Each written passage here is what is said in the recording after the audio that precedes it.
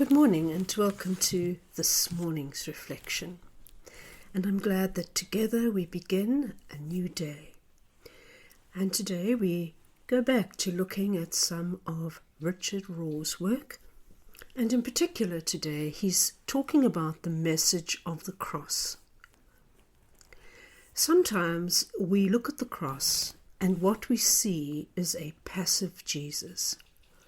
A passive Jesus suffering like a hero, like a martyr, almost as if he had given up and let Rome and the Jewish authorities just walk all over him. Somehow it can seem sometimes as if he just gave up or gave in, but for God. This view can weaken the cross and make it unattractive and quite undesirable, particularly to outsiders. It's as if it's just something that Jesus had to do to make things right with the Father, to prove God's love for us. And so we should admire Jesus.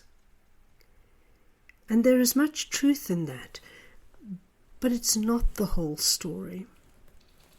The cross is also about how to fight. How to fight and not become a victim, and not become the hatred and bitterness yourself. The cross is about becoming the victory and not just winning the war, not just winning over others. The gospel is not just about winners and losers. It is about win-win. There has to be a way that we can all advance together. The cross is a way of winning that tries to bring the opponents with you. The cross is refusing to hate or humiliate the other, because that only continues the same pattern and it only reciprocates violence. The cross is an authentically new way of being. It reframes the nature of living and redefines the meaning of success. What is it then that we really want? It makes us ask that question. What is it that we really and truly want? The cross is about refusing to retaliate.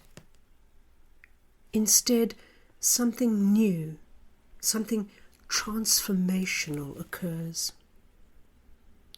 At the cross, we run from the normal approach to living, and we reframe life in a much more positive way. The cross is about fight, about entering conflict, but with a whole new definition of what real power is and what real change is. Traditionally, women have tended to understand this more than men. Men have been placed in the military for centuries, and the business world itself, like the military, where everything is framed in win and lose. The competitive worldview is the only way that many men know how to read reality. They have always believed a hero was meant to win.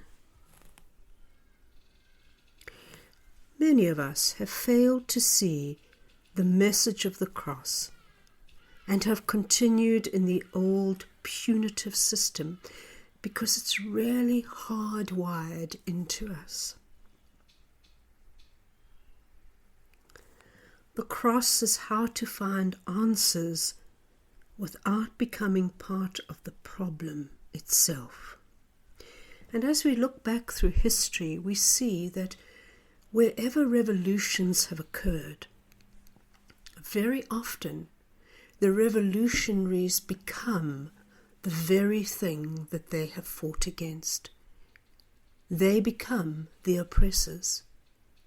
And why is that? Well, it is inevitable that this should happen because there is no transformation.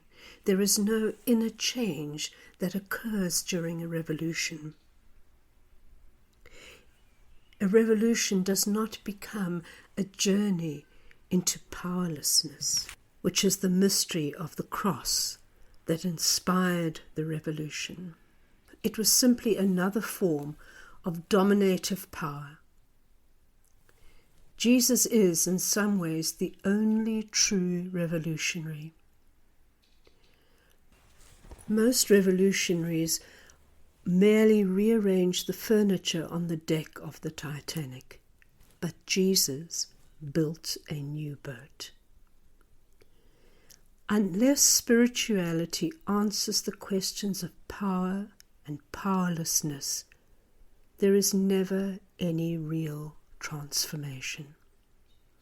There is never any real advancement in human history, because the so-called reformers are done in by the struggle.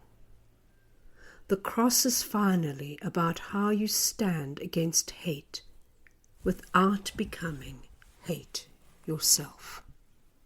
Amen.